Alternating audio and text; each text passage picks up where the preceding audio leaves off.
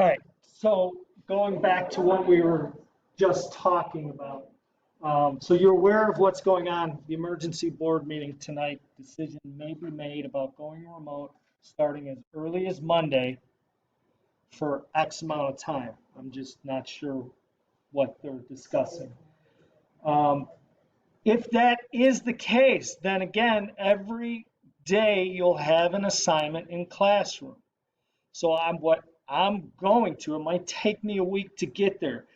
Instead of every day, I might post for the week or a chunk of days, 2-3 days. That way you'll know when things are due, and then it's on you to get it done, because it's not realistic going through 80 to 100 kids every day to see if they did work. You need a little time. And this class is designed, when I give you assignments, I give you a couple of days to do. If you reviewed your syllabus, which was an assignment, there's a big part of what you're doing is you're going to have to write about 6 one-page essays responding to certain questions. So when I give you that, I give you time to do it. I give you, 3-4 days. One of the other things we'll be doing for straight remote are weekly quizzes. So expect every Friday that you will have a quiz through Teacher Ease that encompasses what we discussed that week. So again, think big picture. Think about what we talked about. And it's going to be going through Teacher Ease and not Google Forms.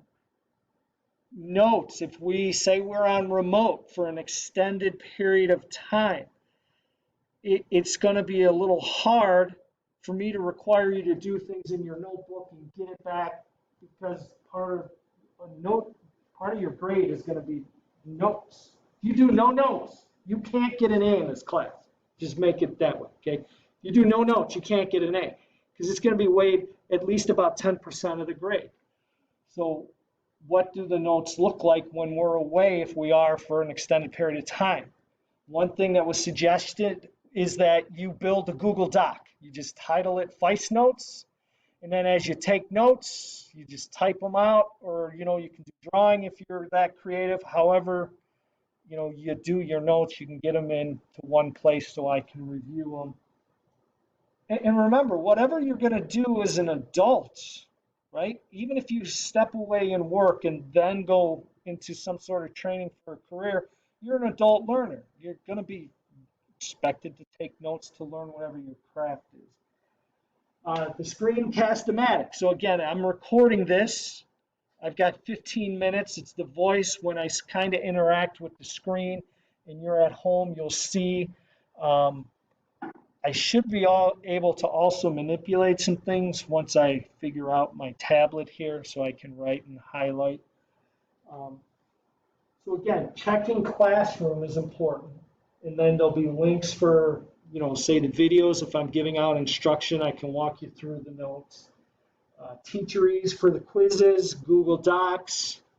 And the other thing is, do you know of a program called Kami? Yeah. So this is a Google extension. All you have to do is, and you should be able to get it, and you get it free and get it installed on your Chromebook. What that allows me to do is that'll allow me to post a document in a PDF.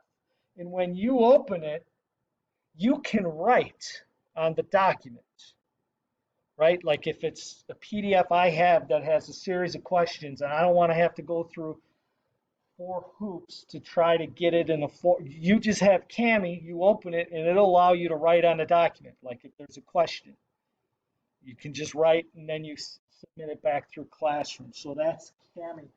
That's something probably in the next couple of days, I'll just do a little lesson on that and you get it on there. So when we start going through, but that's kind of it. I'm going to have to deal with that with what I know. Doing the Screentastic is new, the Kami, so you can do work. Your quizzes weekly will be in Teacher Ease. Remember, if you have internet issues, email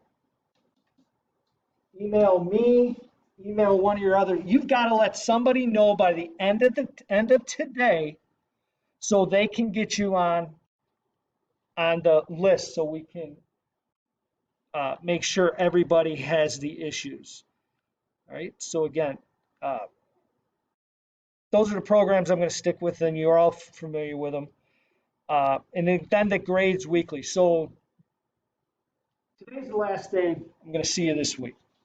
Maybe for what? I don't know.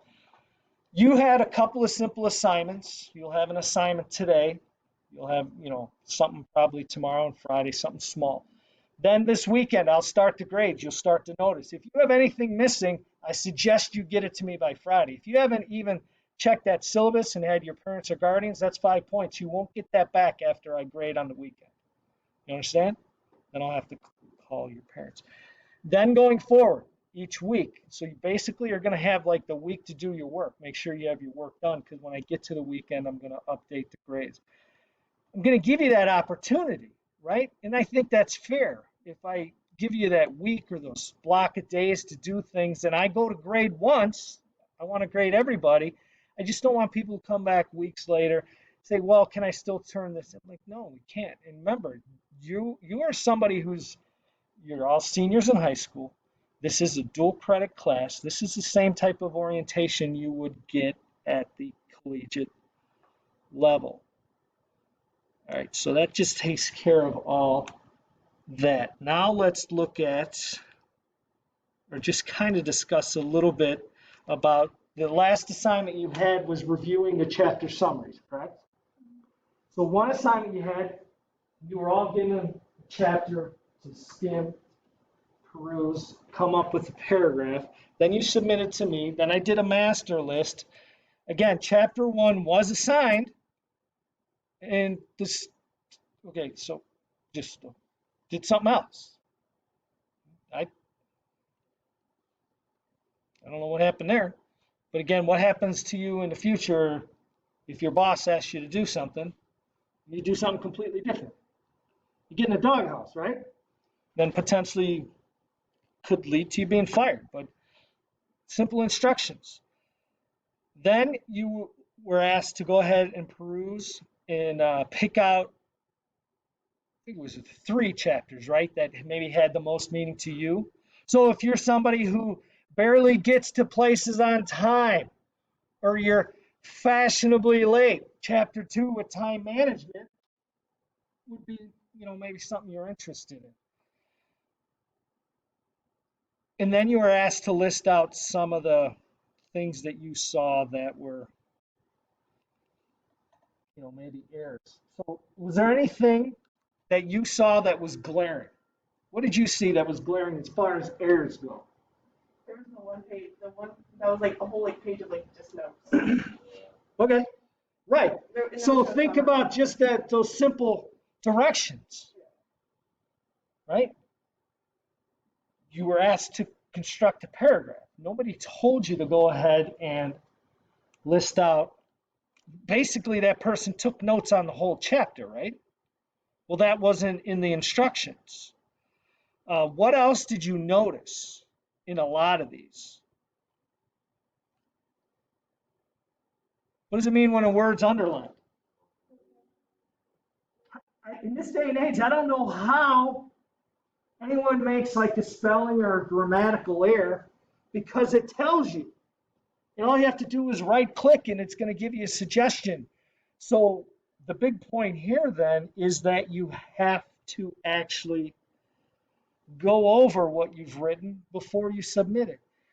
There is, I forget which chapter it is, but when we get to the chapter on communication, when you email people, email college professors, you email your bosses, okay, you want to be very cognizant of what's going in that email, because people judge you by the way you write. They're going to find some things out.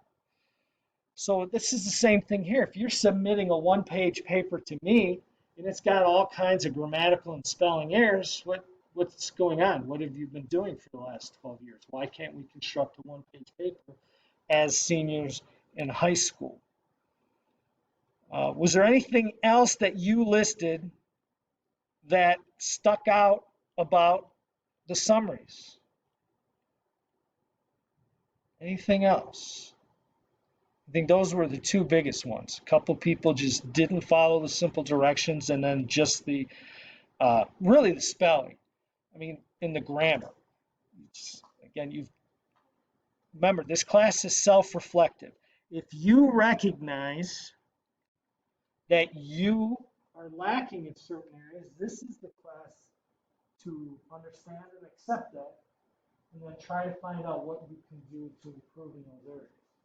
If you're not a good writer and you're going to go to college and you want to succeed, you're going to have to get used to writing. You're going to write papers in a lot of your classes.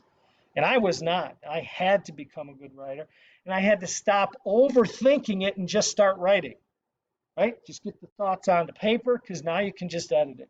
So it takes care of that. Now I just want to highlight what it is you're going to be looking at and respond to for today's homework, and that would be not this one.